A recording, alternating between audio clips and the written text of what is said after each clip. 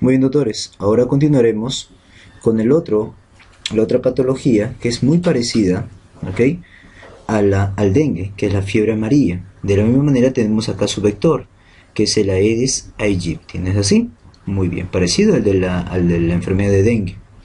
De repente una diferencia importante a recalcar con el dengue es que la fiebre amarilla sí tiene vacuna, sí tiene profilaxis. Es más, está dentro del esquema de vacunación, ¿ok? A nivel nacional, brindado esto a los 15 meses.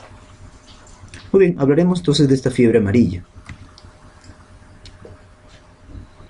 Primero recordemos que la fiebre amarilla es una enfermedad febril aguda de corta duración, que si lo manejamos adecuadamente puede resolver sin dejar secuelas. Esta es una diferencia. Para diferenciarlo con el dengue, esta es una verdadera zoonosis. ¿Por qué? Porque dentro de los ciclos biológicos, ¿ok?, de lo que es la enfermedad de la fiebre amarilla, va a haber un animal que son los monos. ¿Ok? Muy bien. Recordar que esta es una enfermedad de declaración mundial. Otra diferencia con el dengue es que esta fiebre amarilla sí tiene vacuna y está en el esquema de vacunación, lo damos a los 15 meses. Es una patología endémica en nuestro país, más frecuente en varones y más frecuente en pacientes que están en zonas rurales, por ejemplo, agricultores. Dentro de los ciclos biológicos que debemos recordar es que esta tiene 2 o 3 ciclos biológicos, ¿ok? Dos bien reconocidos en el Perú, que es el ciclo selvático y el ciclo urbano. El ciclo rural no está bien estudiado acá en Sudamérica, acá en Perú, ¿ok? Por eso no se sabe cuál es el vector acá en realidad, por eso no está dibujado en este gráfico. ¿Ok? El ciclo selvático es aquel que se da entre el mono, mosquito Haemococcus, ¿ok?, mono y el mosquito Haemococcus, para nuevamente picar a otro mono. ¿Ok? Muy bien. Existe el ciclo urbano, que se da entre mosquito, hombre, mosquito, hombre, mosquito. ¿Qué mosquito? El Aedes aegypti. El ciclo rural está bien estudiado en África, en el cual se piensa que es el mosquito Aedes symposi. Acá en Perú, en Sudamérica, no se sabe muy bien cuál es el mosquito que va a dar ese famoso ciclo rural. ¿Ok? Hablando ya de la etiología, que es el virus de la fiebre amarilla, ¿ok? Este virus de la fiebre amarilla se parece mucho, es casi igualito al del dengue. Pertenece a la familia Togaviridae, al género Flavivirus, y tiene un ARN de cadena simple, monocatenario. Una diferencia de repente con el dengue es que el dengue tiene 4 serotipos. Acá, en la fiebre amarilla, solo veremos un solo serotipo. ¿Ok? Parecido, ¿ok? Las condiciones de la Aedes aegypti para lo que es dengue y fiebre amarilla, ¿no?, que son mosquitos diurnos que abundan en zonas de humedad alrededor de aguas estancadas. Ahí es donde da su reproducción los mosquitos. ¿Ok? El nicho ecológico en donde podemos evidenciar alta cantidad de Aedes aegypti y por ende alta cantidad a la epidemia de fiebre amarilla viene a ser en la zona rupa-rupa, zona alta, ¿no es así? Relativamente alta. ¿Cómo viene a ser la clínica de este paciente que tiene fiebre amarilla? Bueno, acá vamos a ver dos tipos de clínica, ¿ok? Viene a ser una forma leve y una forma grave o clásica.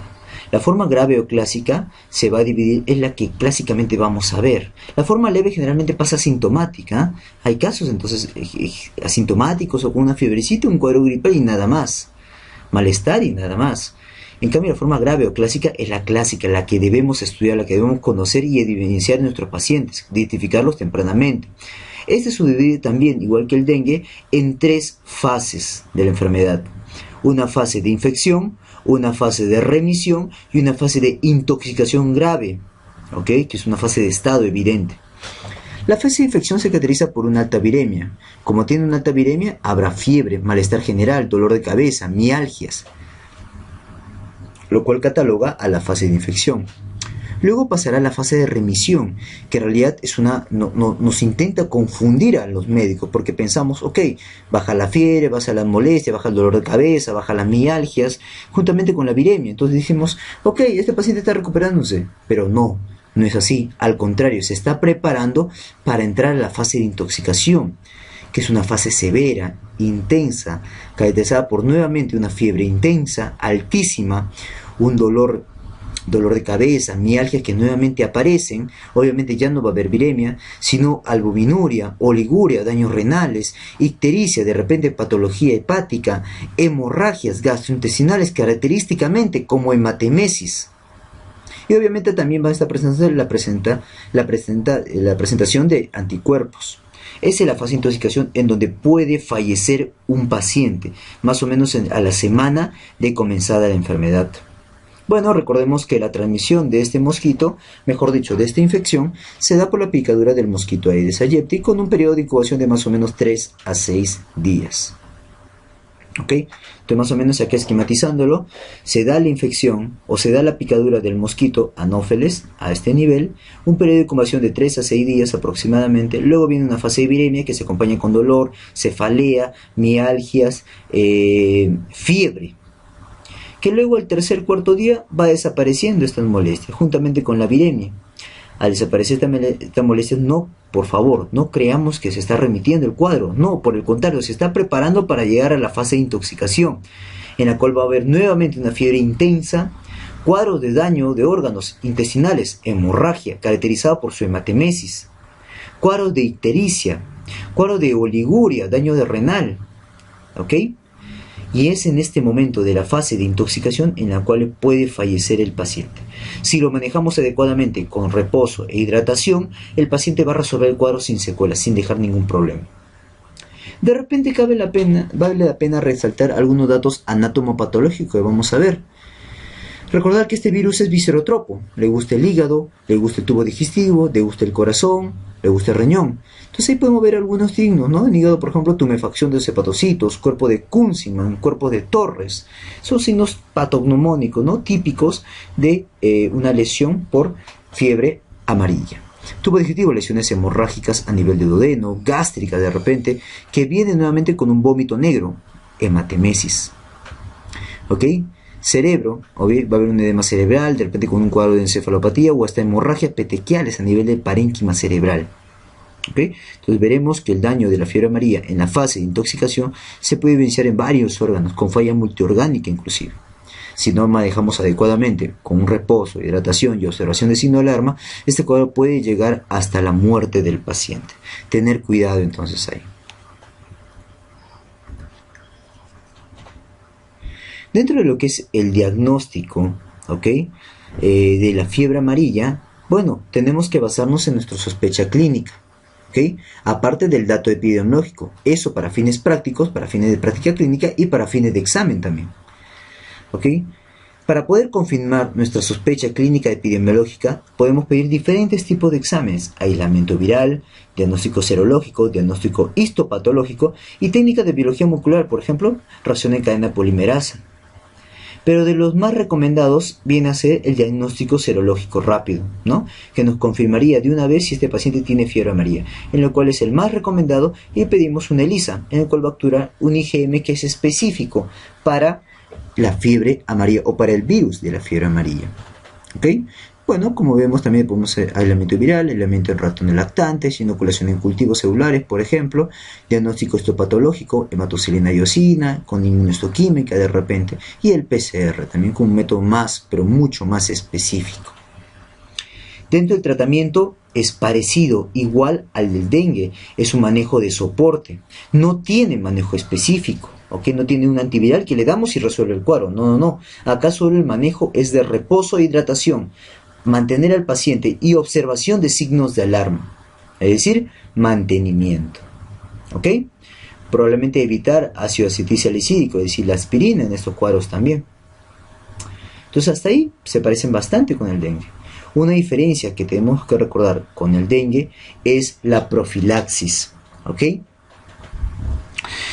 Para lo que es la fiebre amarilla tiene profilaxis, ¿no? Creada por Max Taylor en el año 1935 por la cepa 17D. Y esto debemos recordar que este tipo de parásitos, doctores, este tipo de virus para la formación de estas vacunas vamos a desarrollarlo en embriones de aves de corral, en embriones de pollo, y tiene una alta eficacia del 100%, ¿ok? Se dice que una vez vacunado el paciente, pasan 10 días y ya tienes los anticuerpos antineutralizantes al cabo de los 10 días de la vacunación para poder desarrollar, evitar, mejor dicho, las formas graves o la infección por este tipo de fiebre amarilla, la enfermedad. ¿Okay? ¿En qué momento nosotros deberíamos vacunar con la fiebre amarilla? Bueno, lo vacunamos. En Perú está dentro del esquema de vacunación. Lo damos vía subcutánea en un volumen de 0.5 mililitros. La dosis la damos a los 15 meses. ¿Ok? Se dice que no necesita una segunda dosis de refuerzo. Y eso está claramente detallado en la norma técnica de vacunación nacional, publicada en el año 2013. Cabe resaltar en qué pacientes no podríamos dar profilaxis con la vacuna de la fiebre amarilla. Recordar que esta vacuna tiene virus atenuados, por lo tanto no vamos a darlo en pacientes inmunodeprimidos, en pacientes menores de 6 meses ni en pacientes embarazadas. Tampoco podremos darle en pacientes que son alérgicos a la proteína del huevo, claro, pues si ha sido formado en embriones de pollo, lógica. Tampoco alérgicos a la gelatina. En estos casos, ¿qué haríamos? Bueno, simplemente prevenir con repelentes en los pacientes o campaña de erradicación de mosquito, recomendado por la norma técnica de vacunación. ¿Ok? Entonces la fiebre amarilla sí tiene vacunación y está dentro del esquema de vacunación nacional.